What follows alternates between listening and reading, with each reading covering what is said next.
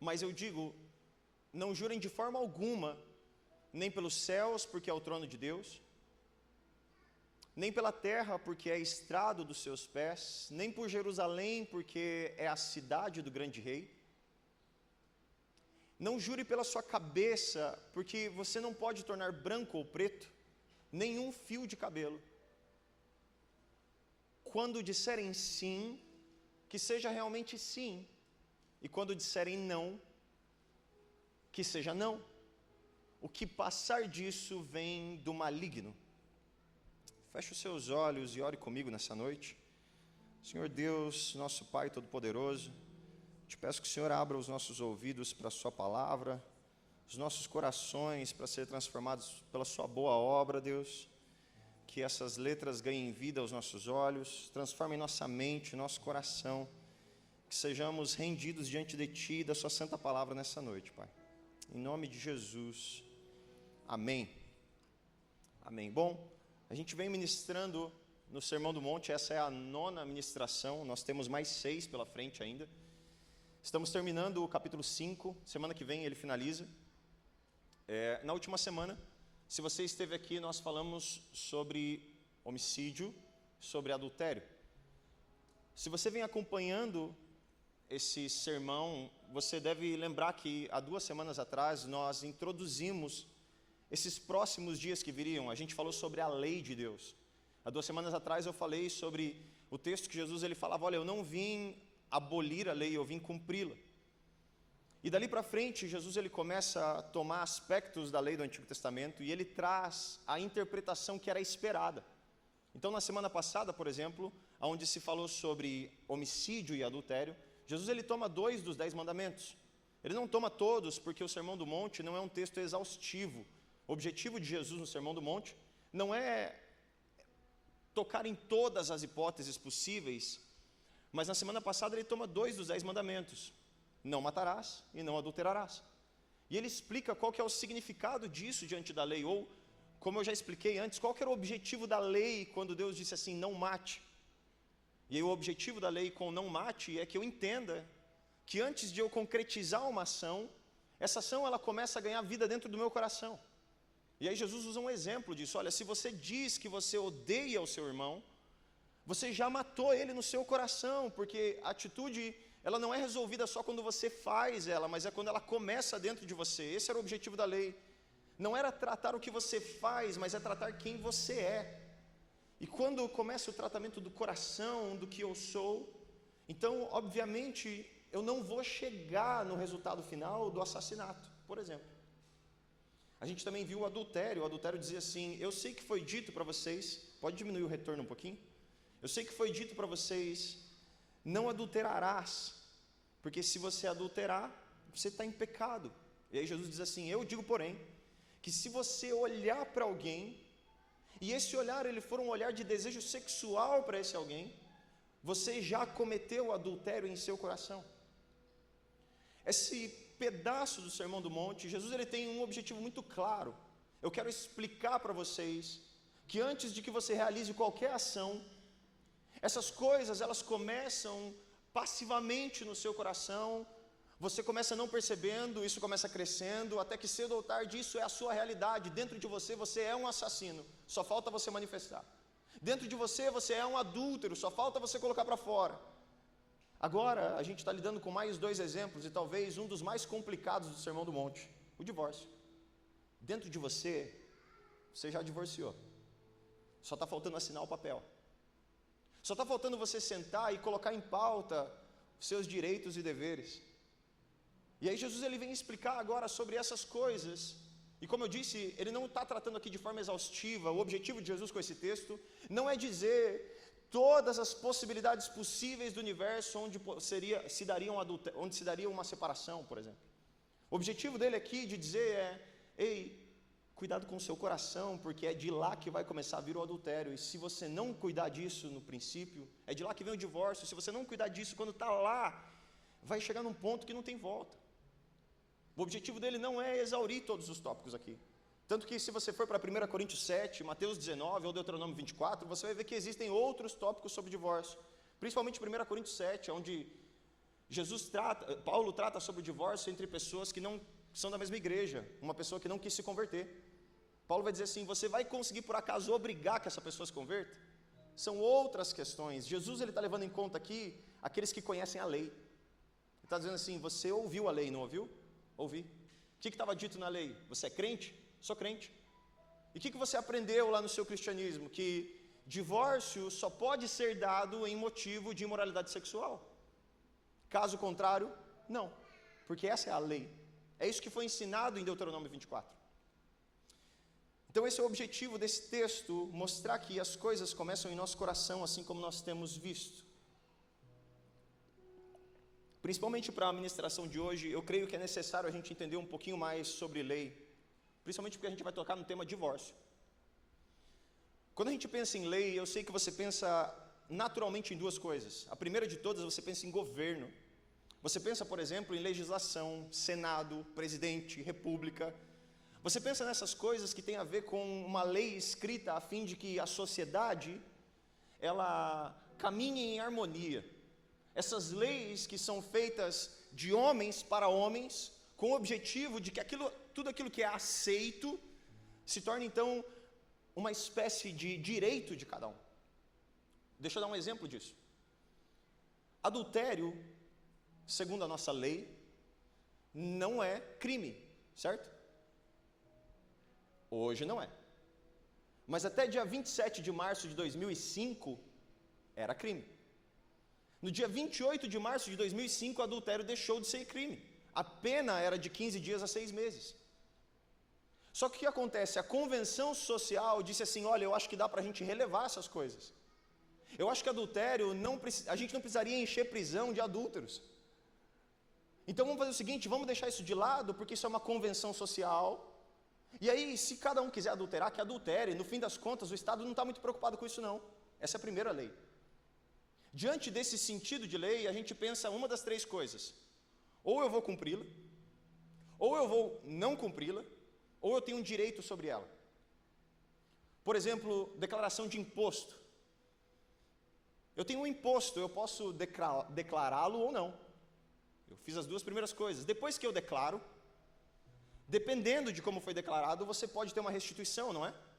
Isso é um direito, eu posso cobrar isso. Por que eu posso cobrar isso? Porque eu estou lidando com um juízo de valores que é errado, é volátil. Às vezes eu tenho que olhar para o governo e dizer assim, você me deve. Eu tenho deveres, eu tenho direitos. Mas quando eu olho para a lei de Deus, que é o segundo aspecto de lei, eu não estou mais falando de lei humana, eu não consigo olhar para a lei de Deus e dizer assim, espera aí que você me deve. Na lei de Deus eu não tenho três respostas, eu não posso dizer, olha, eu quero fazer, não fazer, ou você me deve. Na lei de Deus eu só tenho duas respostas, ou eu faço ou eu não faço. Deus, ele não colocou uma mesa, uma tábua redonda, a fim de que a gente sentasse e discutisse com ele quais seriam as suas leis. Ele fez as suas leis com o objetivo de que o homem ande de forma digna diante dele, e diante dessas leis ele não pediu a minha opinião. Ele não pediu a sua opinião, e ele não abriu para que a gente debatesse e exigisse dele os nossos direitos. Muito pelo contrário, ele disse como as coisas são para aqueles que o amam e querem andar diante da sua presença. E isso é muito necessário a gente dizer antes de tratar divórcio. Porque a maior parte das questões de divórcio são pessoas que não querem ler a Bíblia. Que olham para a palavra de Deus e porque foram ensinadas por uma amiga, por um amigo que lhe é de direito exigir as coisas, olham para a palavra de Deus e dizem assim, não, mas é teu direito ser feliz. O Estado te garante que você pode ser feliz. O Estado te garante que se você quiser assinar o papel de divórcio 30 vezes, o Estado não está nem aí com isso. Desde que esteja dentro das leis, se você quiser casar e divorciar 30 vezes, está tudo bem. É seu direito. A Bíblia não disse isso. A Bíblia não está lidando com as leis do Estado. A Bíblia não nos deu o direito dessa opinião. Ela deixou muito claro o que ela decidiu sobre isso, para que um homem viva uma vida justa diante de Deus. E o que Jesus diz aqui? Como nós começamos lendo no verso 31, ele diz assim, foi dito que aquele que se divorciar da sua mulher, deverá dar-lhe certidão de divórcio. Mas eu lhes digo que todo aquele que se divorciar da sua mulher, exceto, ou seja, tem um caso, por imoralidade sexual, faz que ela se torne adúltera, e quem se casar com uma mulher divorciada estará cometendo adultério. A gente precisa estabelecer algumas coisas muito claras aqui. Antes de tudo, o Sermão do Monte é sobre a lei. A gente vê a lei para ver o Sermão do Monte. É isso que Jesus está fazendo. Segundo, Jesus considera que quem está lendo o Sermão do Monte conhece a lei. Então essas comparações que Jesus faz aqui, são comparações que têm a ver com o que estava na lei e a interpretação que ele está dando agora. Como eu disse no começo, Jesus não está buscando exaurir todas as opções aqui. Ele está querendo mostrar que o divórcio, o adultério, todas essas coisas começaram em nosso coração. A segunda coisa que nós temos que ter em mente é que Jesus está pregando para uma sociedade judaica que vem da mesma cultura, que vem da mesma religião, que vem da mesma Bíblia, que conhece a mesma Torá, que vem de um mesmo relacionamento. Todos esses sabiam muito bem o que estava escrito em Deuteronômio 24. Jesus está dizendo assim, olha, vocês sabem o que diz a palavra. Para vocês que sabem o que diz a palavra, só existe uma única opção de divórcio, caso haja imoralidade sexual dentro do seu casamento. Ah, mas eu não li mais em Mateus 5. Mas e se não tem e se em Mateus 5? Quando a gente chega em 1 Coríntios 7, onde Paulo vai tratar sobre essas coisas, ele vai considerar uma sociedade mais similar com a nossa. Onde, por exemplo, existe um crente e um descrente casados, um se converte, começa a vir na igreja, e ali existe um conflito um pouco maior, onde as pessoas não todas entendiam a lei de Deus e a consequência de um divórcio. Paulo ele começa a tratar o divórcio em outros parâmetros, porque muitos de nós não sabíamos, por exemplo, ou não consideramos diante de Deus o valor de uma aliança. O objetivo de Jesus é mostrar o valor da aliança. E aí Paulo vai mostrar, por exemplo, que pode acontecer de um crente se casar com um descrente, melhor, de dois descrentes se casarem, um deles se converte e vai para a igreja. E insiste, e o irmão não quer ir para a igreja. A irmã não quer ir para a igreja. Paulo vai dizer assim, por acaso você consegue santificá-lo totalmente?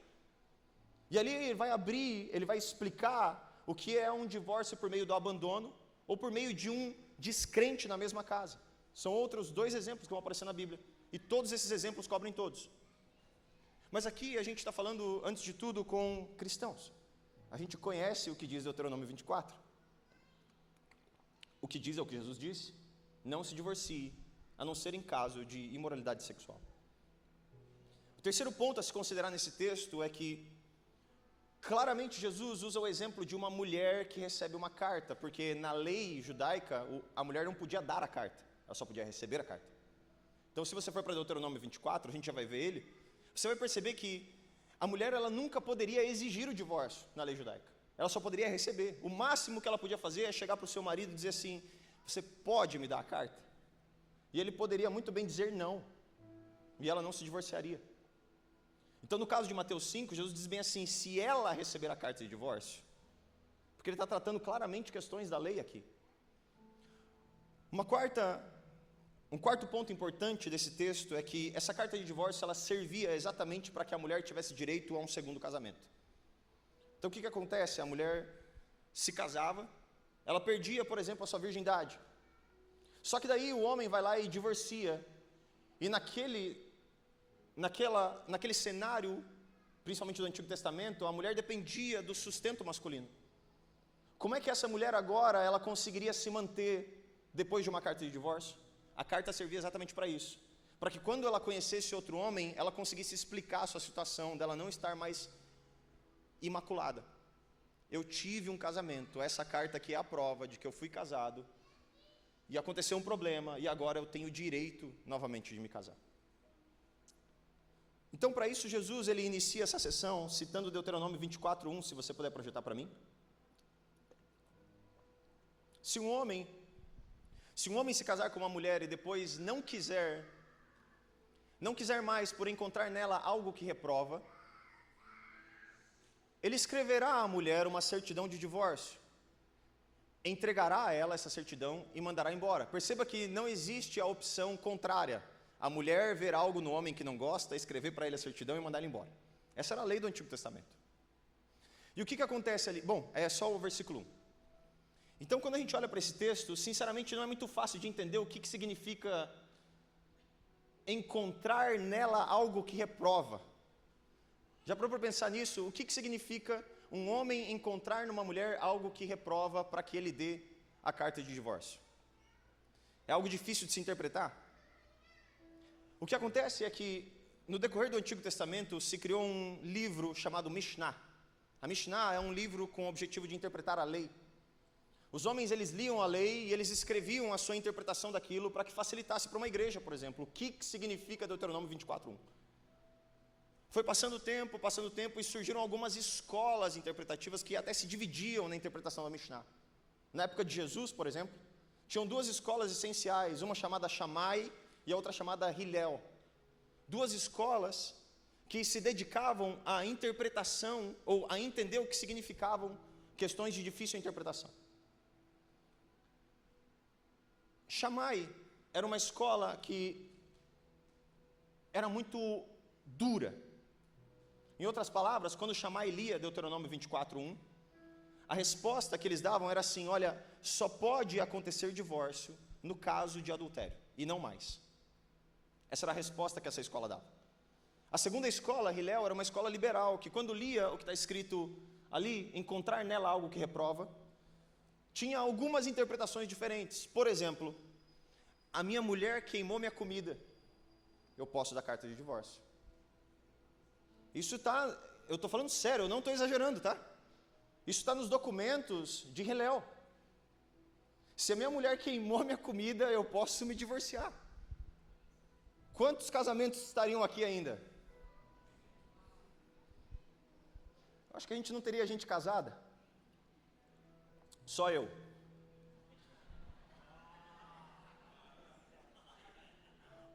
Um outro exemplo, por exemplo, é o marido que encontra uma mulher mais atraente. Se um homem encontrasse uma mulher mais atraente, segundo o Hillel, ele podia dar a carta de divórcio, porque eu acho ela mais atraente. Isso significa que a minha eu reprovo, eu não me agrado dela. Um outro exemplo, dentro dos documentos de Hillel, era, por exemplo, se eu estou sentado na minha casa e eu ouço que a minha mulher fala de algo que ela não gostou de mim. Não, porque ele não tira o sapato para entrar em casa. Eu posso dar carta de divórcio para ela porque ela falou isso para mim. Essa era a interpretação de Hillel. Em outras palavras, Jesus está lidando com um cenário onde existem exatamente essas duas interpretações. E o que ele quer mostrar nesse texto é: não se deve divorciar por nenhum tipo de motivo fútil. Esses motivos que vocês usam à torto e direito para acabar com o seu relacionamento, o seu casamento, esses motivos não são bíblicos. Hillel entendeu tudo errado. O único motivo que Deus deu para que o homem possa se divorciar da sua mulher, ou a mulher do seu homem, é no momento em que existia algum tipo de imoralidade sexual. Ele está explicando Deuteronômio 24. Esse é o único caso onde isso pode acontecer. E em Mateus 5:32, o texto que nós estávamos usando, onde Jesus ele explica esse caso de divórcio, se puder colocar para mim de novo, Mateus 5:32.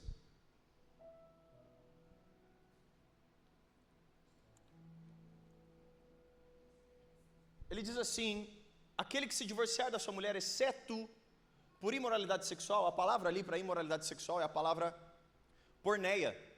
Você já sabe de onde vem a palavra pornografia, né? Imoralidade sexual. A palavra porneia, ela significa uma série de coisas. Ela significa adultério, ela significa imoralidade sexual, ela significa qualquer tipo de relacionamento ou qualquer tipo de entrosamento sexual que não tenha a ver o marido com a mulher. Seja isso com animais, seja isso com uma outra mulher, seja isso com outro homem, seja qualquer coisa. Por isso que a NVI traduz como imoralidade sexual. Para deixar bem claro, é um cenário bem amplo. Isso é o que significa porneia ali. É dali que vai sair a palavra pornografia para os nossos dias atuais. Em outras palavras, e eu vou ser bem sincero com vocês, se na época de Jesus tivesse celular, Jesus ia dizer bem assim: você pode divorciar do seu marido porque ele assiste pornografia. Porque sabe o que ele está fazendo? Ele está se divertindo com uma mulher que não é dele. Ele está imaginando coisas com uma mulher que não é dele. E isso é o que senão uma traição? Isso é o que senão um adultério no coração? Ele não chegou a concretizar. Mas a gente sabe muito bem o que está nesse coração.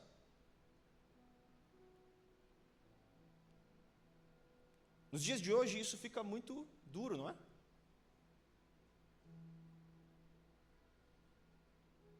Só que Jesus não para por aí, olha o que ele diz depois. Não é só as causas, não, deixa no 32 mesmo. Não é só a questão de qual é o teu direito, porque sempre que a gente pensa nisso, a primeira coisa que vem na nossa mente é qual é o meu direito. Como se a gente estivesse lidando com as leis humanas. Quando eu falei, não é questão de direito, é questão de fazer ou não fazer. Vamos pensar em direito lá na frente, a hora que você estiver vivendo debaixo dos padrões de Deus. Aí a gente pensa em direitos e recompensas diante do reino de Deus. Mas olha o que ele diz. Se você se divorciar dela e não foi por essa questão, você faz com que ela se torne uma adúltera. Por quê? Porque a aliança não foi quebrada. A aliança existe. No Antigo Testamento, como é que uma aliança era quebrada? Era causado adultério, alguém era apedrejado, morreu, pode casar de novo. Era assim que era feito o casamento de novo. A mulher adulterou, o homem adulterou, apedreja os dois que eram esposo e mulher, voltam a poder se casar com outros, porque morreram os dois, acabou a aliança. A carta de divórcio no Antigo Testamento servia até como um pedido, como uma liberdade de perdão. Uma mulher vai lá e ela trai o marido com outro, e o marido escreve a carta e diz assim, eu não quero que ela seja apedrejada, eu quero que ela seja livre. E dava a carta, deixa ela casar de novo. Só que em outras palavras, ela já devia estar morta. Para ele, ela já morreu. Isso libera ele de casar de novo. Só que quando isso acontece sem imoralidade sexual, Jesus diz que você está, na verdade, transformando alguém num adúltero, porque a aliança nunca foi quebrada. Não teve quebra de aliança, você simplesmente olhou, não gostou que ela queimou sua comida e falou, eu quero ir embora. Você olhou, não gostou das palavras que ela proferiu e falou, eu quero ir embora. Ou nos dias atuais, você olhou e falou, acabou o amor, eu quero ir embora. Jesus está dizendo, essas coisas não quebram a aliança que foi feita diante de Deus. Essas coisas não invalidam a aliança que foi feita diante de Deus. Isso aí é a dureza do coração de vocês que faz isso. Ele vai explicar isso em Mateus 19 depois. É óbvio que teria muita coisa para se falar sobre isso e muitos detalhes para se ver, mas eu acredito que existem alguns pontos centrais que ficam muito claros, então vamos ficar com tudo que é clareza absoluta aqui. O primeiro ponto que é muito claro é que a Escritura, do começo ao fim, ensina a mesma coisa com relação a casamento. Ensina que o casamento é a união de um homem com uma mulher para uma vida. É isso que a Escritura ensina do começo ao fim. E a Escritura ensina que qualquer tipo de separação significa uma carnificina diante de Deus, porque se é até a morte que o separa, então alguém morreu. Esse é o significado de uma separação diante de Deus. Uma chacina, um assassinato, porque eu estou considerando alguém morto. Outra coisa que fica muito clara aqui é que essa passagem, ela nos fornece uma correção para o divórcio, aquele divórcio por demanda. Eu vou sair dando divórcio por aí porque a gente não se ama mais. Jesus está dizendo, não é assim que funciona. Tem um caminho, e é um único caminho possível. Um terceiro ponto aqui é que essa passagem enfatiza que um divórcio que é feito desprovido de bases bíblicas, ele agrava profundamente o pecado ao ponto de que o cônjuge é visto agora como um adúltero. Isso é muito grave. Porque a gente está casando, se descasando e achando que é normal, porque a gente aprendeu assim na sociedade. É por isso que a igreja, daqui 2, 3, 4 anos, ela não vai poder olhar e dizer assim, não pode haver casamento homossexual dentro da igreja, porque a gente vai aprender isso da sociedade. E vai dizer que é natural. Porque é isso que a gente faz com o divórcio. Por que a gente não aceitaria a homossexualidade? Quarto, Jesus reconhece que a própria Escritura ensina que imoralidade sexual destrói laços matrimoniais. Ela é grave. E no Antigo Testamento era pecado de colocar alguém debaixo de pedras.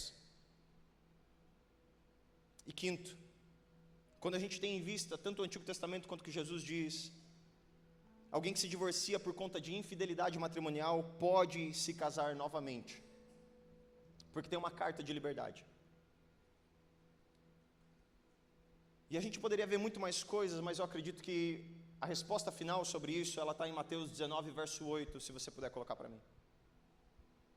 Porque a gente não está procurando aqui quais que são as brechas do direito. Esse não é o serviço de um cristão. Eu não quero saber quais são as minhas brechas. Eu quero saber o que eu tenho que fazer diante de Deus. E diante de Deus, Jesus novamente é questionado sobre o divórcio. E olha o que ele responde: Moisés permitiu que vocês se divorciassem das suas mulheres, por causa do quê? Da dureza do coração de vocês. Mas não foi assim desde o princípio. É por isso que quando Jesus está pregando o Sermão do Monte, e eu falei no começo que o objetivo dele é tratar a dureza do nosso coração, ele olha e fala bem assim: sabe uma coisa que eu preciso deixar muito claro que tem a ver com dureza do coração? Divórcio. Eu tenho que colocar isso no meu sermão. Eles precisam entender que isso nasceu quando um olhou para o outro e começou a pensar assim: eu já não amo mais. Eles precisam entender que isso nasceu lá dentro, quando um olhou para o outro e começou a reclamar que a comida queimava.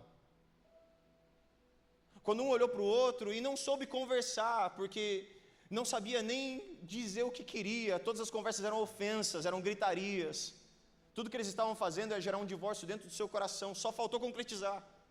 Tudo que eles precisavam é que a lei dos homens desse um papel para eles assinarem embaixo, mas no coração já estava feito. O coração deles é de pedra, é duro. E não foi nem eu que quis que eles fizessem, foi Moisés que viu essa dureza. E falou assim: quer saber, vamos dar uma brecha, porque as mulheres estão sendo jogadas nas ruas, sendo deixadas à deriva, e não tem nenhum homem que cuide, porque agora elas foram defloradas, abandonadas, jogadas à deriva, e elas não têm nenhuma carta que diga para elas que elas são dignas de pelo menos ter um novo casamento. Eu preciso dar essa carta para ajudar essas mulheres. Foi isso que Moisés fez, mas nunca foi o desejo de Deus. Deus nunca fez uma aliança para a gente quebrar. Ele está falando aqui sobre o valor das alianças. Como é que a gente vive diante disso? A gente viu semana passada. Coloca para mim Mateus 5, 27. Se o pecado começa no coração, aonde começa o tratamento? No mesmo lugar. E vocês ouviram o que foi dito: não adultere. 28. Mas eu digo que quando você olhar para uma mulher e desejá-la, você cometeu adultério no coração. Como é que eu trato isso? Eu trato para o lugar que eu olho. Eu trato cuidando do que eu faço. Eu trato cuidando do que eu penso. Eu não preciso chegar na ação. Jesus está fazendo de tudo para que a gente não chegue na ação. Mas que quando aquilo começa a afetar o nosso coração, ele diga assim: sabe como é que você cuida de um casamento? É quando você sente que tem uma coisa crescendo no seu coração, seus olhos estão sendo voltados para lugares que não deveriam ser voltados, e aí você esquadrinha o seu coração e você diz assim: peraí, eu preciso me converter. Preciso do trabalho do Espírito dentro de mim. Não se manter fiel é viver uma mentira perante Deus e perante os homens. Nós precisamos atar esse verso 27 no nosso coração, mantendo o nosso relacionamento, apreciando e amando aquele que está do nosso lado, e arrancando do nosso coração tudo aquilo que pode ser um obstáculo para a nossa alegria, para que nunca chegue nesse lugar. Quem é que consegue ler essas palavras e não se estremecer diante delas? Que Deus ele nos ajude a ser fiéis àqueles que estão do nosso lado. Que Deus nos ajude a ser fiéis àqueles que um dia virão, para quem é solteiro ainda. Você já começa a ser fiel hoje, não vendendo o seu corpo, não dando de presente para outros homens e mulheres. Que Deus nos ajude a ser fiéis, se nós seremos solteiros o resto da nossa vida, dedicando o nosso corpo a Ele. Então que Ele nos ajude em qualquer um desses cenários. Jesus ele continua, e agora ele começa a falar sobre juramentos, o valor da palavra. Mateus 5:33 em diante. Vocês também ouviram que foi dito aos seus antepassados: não jure falsamente, mas cumpra os juramentos que você fez diante do Senhor. Mas eu digo, não jurem de forma alguma. Não jurem pelos céus, porque é o trono de Deus.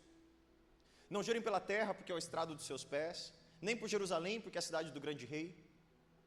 Não jure pela sua cabeça, porque você não pode tornar branco ou preto um fio de cabelo. quando disserem sim, que seja realmente sim. Quando disserem não, que seja realmente não, porque o que passar disso vem do maligno. Novamente, Jesus ele tem uma lei em sua mente. A lei que ele tem em sua mente agora é Levítico 19, verso 12. Em Levítico 19, verso 12, se você puder projetar para mim também. Diz assim: não jurem falsamente pelo meu nome, profanando assim o nome de Deus, profanando assim o nome de Deus, eu sou o Senhor. Quando você lê isso, você entende que ali está escrito assim: você pode jurar por qualquer coisa, menos o meu nome? Não. Deus não está dizendo assim, jure por qualquer coisa, menos pelo meu nome. O objetivo desse texto não é exaurir todos os possíveis juramentos. É simplesmente dizer assim, o meu nome é muito sagrado. Se você jurar pelo meu nome e você não cumprir, você está profanando o meu nome, então nunca faça isso. Mas o objetivo não é dizer jure pelas outras coisas. O que os fariseus entendiam? Bom, já que eu não posso jurar pelo nome de Deus, então deixa eu jurar pelas outras coisas. Até porque não é tão grave se eu não cumprir. E aí o que eles faziam? Não, eu juro pelo céu, eu juro pela terra, eu juro pela minha cabeça, eu juro pela minha mãe, eu juro por isso, eu juro por aquilo. Por quê? Porque pelo menos, se eu não cumprir, eu não estou profanando Deus. Olha só. O juramento, ele já é um negócio do tipo assim, eu acho que eu não vou cumprir.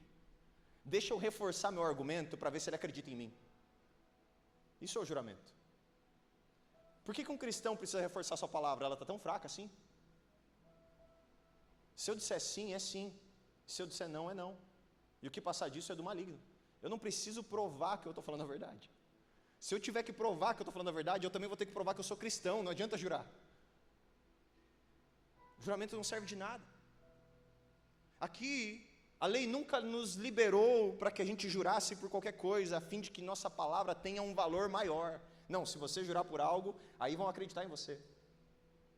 Juramento dizia respeito a ações futuras, mas aqui dentro disso entra também um voto. Eu vou fazer uma promessa.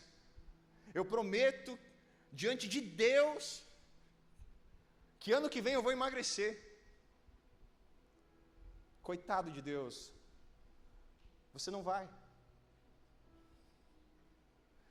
Ou você vai, mas não jure, não prometa. O fato da Bíblia dizer para a gente não jurar no nome de Deus, não implica que ela está ensinando que existe algum juramento válido. Não é esse o objetivo desse texto. E com base equivocada, os judeus fizeram uma teologia do juramento, aonde eu faço de tudo para prometer e não cometer uma blasfêmia, dizendo que eu jurei em nome de Deus. Jesus dá uma série de exemplos: céus, terra, Jerusalém, cabeça, coisas pelas quais eles juravam aleatoriamente, a fim de que a gente acreditasse neles. Obviamente que quando Jesus está falando sobre esse juramento, ele não está falando sobre um tribunal juramentado. A hora que você colocar a mão em cima de uma Bíblia, fale a verdade em nome de Jesus, lá naquele tribunal. O próprio Jesus, em Mateus 26, ele está diante de um tribunal juramentado. E em nenhum momento ele se levanta e diz assim: esse juramento aqui não é válido. Muito pelo contrário, ele diz assim: quem você diz que eu sou? Filho de Deus, eu aprovo. É isso aí mesmo que eu sou. O objetivo disso aqui é mostrar como a nossa palavra perdeu o valor. E como nós precisamos reforçar por meio de coisas do tipo essa: não, eu te prometo, eu te juro. Ou como eu já ouvi, inclusive dentro da igreja, perante Deus. Como assim? Quando você fala, você está perante Deus, e quando você estava quieto, você não estava perante Deus? Quando você diz perante Deus, então agora a sua palavra está valendo. Antes ela não valia porque Deus não estava na sua frente. Deus não estava perto de você? Não. Se eu preciso invocar algo para dizer que minha palavra tem valor, é porque tua palavra não tem valor. Não tem. E agir dessa maneira é uma completa hipocrisia, e Jesus explica: bom, os céus não é o trono de Deus? Jurar pelos céus, jurar por Deus é a mesma coisa, ele é dono disso. A terra não é o estrado dos seus pés? É. Jurar pela terra, jurar pela Deus, é a mesma coisa, ele é dono disso. fios da sua cabeça não se tornam nem brancos nem pretos de acordo com a sua vontade. É Deus que controla isso. Jurar por sua cabeça não é a mesma coisa que jurar por Deus também? Se Ele é dono dela? Em outras palavras, Jesus está chamando isso de hipocrisia. Não só isso, Ele está chamando de desonestidade. Porque eu preciso provar que eu sou crente, pois o meu testemunho não é suficiente. Eu preciso reforçar com argumentos que parecem convincentes, porque dizer sim ou dizer não está sendo suficiente no meu cristianismo. Como um cristão deve viver então? Por que ele nunca deve jurar? Se o seu sim, se você disser sim, ele deve ser sim.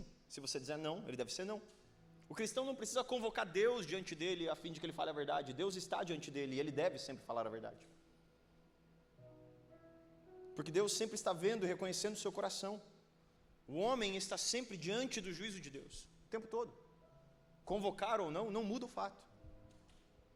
Só que Jesus, ele termina com algo que piora a situação um pouquinho, porque ele diz assim: o que passar disso, se eu disse uma coisa, mas foi diferente o que eu fiz, o que passar disso não só é errado, mas vem do diabo. Amanhã de manhã tem oração aqui, 6 da manhã, 7 da manhã. Se eu te perguntar no final do culto, você vem amanhã? Não me diga sim e não venha, porque isso é do diabo. Se a gente conversa de se encontrar numa festa final de semana, uma festa de aniversário, e você não aparece, mas você disse que ia, isso vem do diabo. Se você diz que vai fazer uma coisa e você não vai fazer, pegue o seu telefone, ligue para quem você se comprometeu e diga assim: não vou poder, porque eu disse sim e o meu sim é sim. Só que a mentira, no mundo secular, no mundo dos negócios, onde a gente está vendendo um produto, a gente diz assim: ah não, amanhã eu entrego. Ela está tão comum que a gente acha que isso é comum dentro do reino de Deus. Dizer que amanhã eu faço, que amanhã eu entrego, que esse é o valor da minha palavra e não cumprir. Então, se você diz que vai fazer, faça. E se não vai fazer, diga que não vai. Não prometa. Você não é obrigado a prometer nada para ninguém. É por isso que dentro da igreja, ultimamente, está difícil fazer negócio com irmãos. Porque dizem sim e fazem não. Ou dizem sim, mais uma história. E mais uma história. E mais uma história. E não estão considerando que estão diante de Deus mentindo para o seu próprio irmão o tempo todo. Se Deus descesse agora aqui fisicamente, olhasse no seu olho e dissesse assim: amanhã de manhã você vem para a oração, eu duvido que você mentiria. Eu duvido que você olharia e diria sim, sim e não viria. Se você dissesse sim e não fosse vir, no meio da madrugada você acordava e orava pedindo perdão. Mas por que para os nossos irmãos a palavra não é a mesma? Por que a gente precisa um Deus concretizado na nossa frente a fim de que a gente se converta? É isso que Jesus está dizendo. Só que ele também fala sobre driblar as coisas, ele não fala só sobre sim ou não. Sabe aqueles dois irmãos que sentam para assistir um desenho na TV? E aí o irmão olha para o outro e diz assim: você comeu minha bolacha? Aí ele olha e diz assim: eu estava vendo TV. Ele não responde. Aí o irmão volta e pergunta assim: tá, mas você comeu minha bolacha? Ele diz: tem mais na caixa. Novamente ele não responde. O irmão tem que perguntar pela terceira vez: você comeu ou não comeu? Até que ele diz: sim, eu comi. Jesus está dizendo que essas voltas, e meias verdades, e coisas para não se dizer, e não assumir os papéis cristãos, vem do maligno. Ele falou: o que passar disso, coisas do tipo assim: eu estava vendo TV, vem do diabo. Não, tem mais lá, vem do diabo. A verdade, ela é sagrada. A verdade é o que Jesus veio nos mostrar. Já imaginou se Jesus estivesse te contando uma historinha como essa que a gente faz? Você quer a salvação? Você olha para ele e diz assim: eu quero. Como é que eu faço para ser salvo? Ele fala bem assim, eu estava vendo TV. Não, procura lá. Não, mas eu fiz uma pergunta clara, Jesus. Ele nunca deu voltas. Até em coisas duras, que ele precisava olhar para Pedro e falar bem assim, tu és o Satanás, Pedro. Eu fico imaginando se Jesus tinha um sorriso no rosto ou ele estava com a cara fechada. Seu discípulo caminhando 3 anos com ele, agora ele olha e diz assim, quando te converteres, Pedro? Afasta-te de mim, Satanás. Como será que ele disse isso? Eu não sei. Eu sei que ele não driblou. Ele não olhou para a situação, virou as costas e fingiu que era possível um outro discurso. Ele foi com Cristo. O que nós devemos ser genuínos, verdadeiros, compromissados, assumir a nossa palavra. A sua palavra é confiável. Você faz o que você diz que vai fazer? As pessoas confiam em você? Todos os assuntos de Jesus são tão práticos quanto o seu trabalho amanhã, onde você vai sentar, fazer negócios, e você vai ter que cumprir o que você disse. Jesus mostra o que é que dará integridade ao nosso falar. É quando você não fica dando voltas, quando você é genuíno. E o que faz com que a gente seja assim é entender que todo momento nós estamos diante da presença do nosso Deus. E que quando nós mentimos ou damos volta em alguém, não é só a essa pessoa que nós estamos ofendendo, mas ao nosso Deus que está diante de nós, por mais que nós não vejamos. Não só isso, a maior ofensa é a Ele. Porque no dia seguinte nós nos declaramos seu filho, quando no nosso comportamento nós não somos. Se nós contemplássemos Ele face a face, eu tenho certeza que nós não mentiríamos. Como a gente está vendo desde o início do Sermão do Monte, Jesus ele não quer exaurir todos os exemplos aqui, nem eu. Mas ao mesmo tempo, Ele quer nos dar caminho claro. Olha, eu não vou te explicar tudo. Eu não vou interpretar toda a lei, são 613 e Ele só dá 6 exemplos delas. O objetivo dele não é exaurir tudo e explicar todos os detalhes, mas é dizer assim, tem coisas que são tão claras quanto você olhar para dentro de você e você entender que esse problema está lá dentro no coração. Ele é concretizado aqui fora, mas ele começou no dia que você não gostou de como a sua esposa falou com você. E você não teve coragem de olhar e dizer bem assim, amor, eu não gostei. Será que a gente podia conversar? Mas aquilo vai crescendo, a gente dá vez. Basta uma noite sozinho, eu ligo meu celular. Basta uma tarde no banheiro, eu abro um site. E aí daqui 2, 3 anos a gente não sabe porque houve o divórcio, mas começou 3 anos atrás dentro do seu coração. E aí você só precisava de um amigo ou uma amiga dizendo assim, mas é teu direito. Você não está vendo que na sociedade é só assinar um papel? A mesma coisa com os negócios. Todos os dias nós somos enganados em meus negócios. As pessoas prometem e não fazem, mas elas não são filhas de Deus. Eu não devo responder de acordo ao que as outras pessoas são, eu devo responder de acordo ao que eu sou. Então se eu vou fazer, faça e cumpra. E se não vai cumprir, ligue e explique. Para que de fato você seja o que Jesus falou no começo, sal da terra e luz do mundo. Porque como o próprio Jesus disse, olha, se o sal perde o sabor, se você só está ouvindo isso e não vai fazer nada, de nada serve a não ser jogado no chão e ser pisado por homens. Não é diferente do resto que não é cristão. Nas bem-aventuranças a gente viu sobre o caráter de Cristo e como as pessoas que de fato são pertencentes ao reino de Deus, elas devem viver.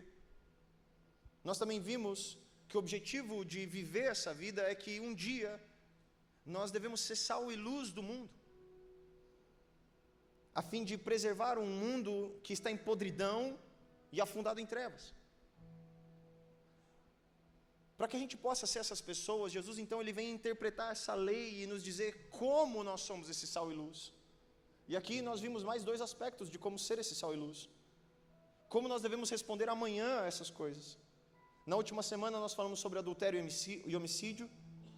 que demonstram qual que é o valor do nosso próximo diante dos nossos olhos, qual que é o valor das emoções dele diante dos nossos olhos. Hoje nós estamos falando sobre divórcio e juramentos, que demonstram qual que é o valor que nós damos à nossa palavra e às nossas alianças.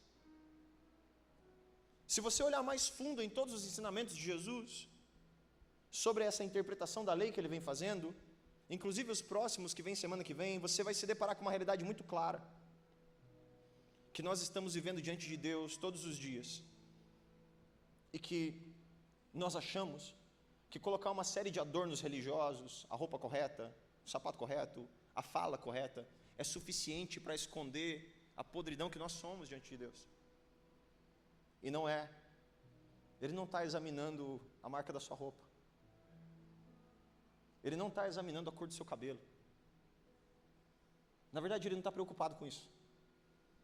Ele está preocupado profundamente com o seu coração. E isso é algo que ele examina o tempo todo, independente do que você usa por fora. A gente pode enganar um grande número de pessoas por muito tempo, mas a gente não consegue enganar o nosso Deus por 1 milésimo de segundo. E isso é perturbador, ou deveria ser. Porque nós achamos que as nossas respostas são por causa das pessoas sempre, e não consideramos que Deus é quem está vendo essas respostas todos os dias. Por último, e não menos importante, a gente precisa reconhecer que é esse coração sem o Espírito, endurecido, depravado, que está sendo a origem da nossa vida caída. É de lá de dentro que estão vindo essas coisas. Tiago diz, é de dentro que vêm as coisas do mal. É de dentro de nós.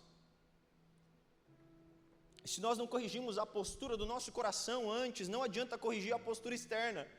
Você pode muito bem entregar uma marmita no semáforo, e o seu coração está dizendo assim, esse vagabundo amanhã vai estar de novo aqui pedindo. Se não começar com algo aqui interno, dizendo assim, será que eu consigo ser luz? Será que eu consigo valer alguma coisa?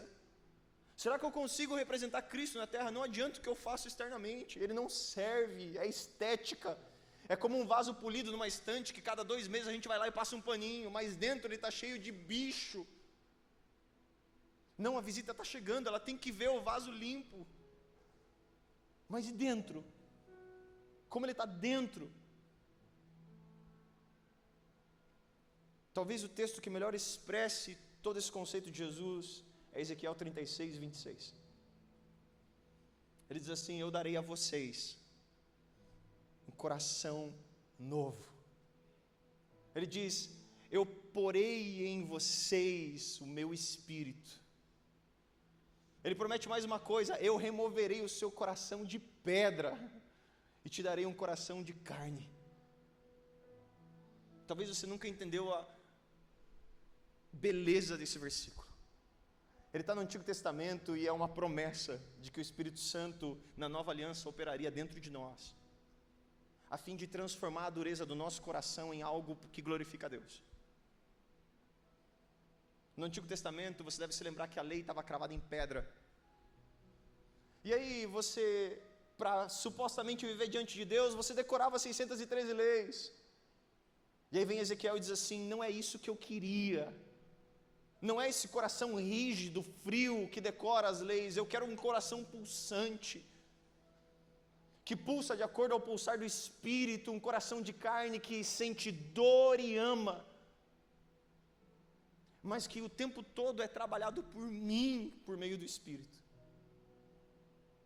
Eu não estou preocupado com as leis impressas, eu estou preocupado em transformar o seu coração em algo útil para a minha glória, em algo que flui para todo o seu corpo fontes de água viva. Jesus ele não está preocupado com o que você veio usando hoje, seja você com cabelo de hippie, brincos, alargadores, tatuagens, saia, calça, barba, sem barba, não interessa. Essas coisas não ofendem Cristo. Essas coisas não fazem de você um menos cristão. Ele está preocupado com o que está aí dentro de você, que não é estético, que você esconde, que só você conhece. E em Isaías tem um versículo que diz assim, como a ursa, eu, Senhor, virei e despedaçarei o que envolve o seu coração. Porque sabe, enganoso é o coração do homem, quem conseguirá conhecê-lo? Aí Deus diz assim: eu quebro. Eu venho como uma ursa e despedaço o que envolve ele. É pedra que eu vou quebrar, para te dar um coração de carne. Quais são os pedacinhos de pedra no seu coração nessa noite, que precisam ser quebrados? Quais são os espaços aí dentro que são cantos cheios de poeira, com algumas larvinhas, abandonados, que Deus precisa dar uma varrida espiritual? Quais são aquelas mazelas que você esconde, a fim de que ninguém veja, e a gente senta num culto e finge que está tudo bem? Eu sei quais são as minhas. Você deve saber quais são as suas. Talvez, de tudo que eu falei nessa noite, você seja uma pessoa que não se divorciou, não está preocupada com o divórcio e cumpre muito bem a sua palavra. Glórias a Deus por isso. Mas o Sermão do Monte ainda vai continuar e vai ter pedra para ser quebrada. Vai ter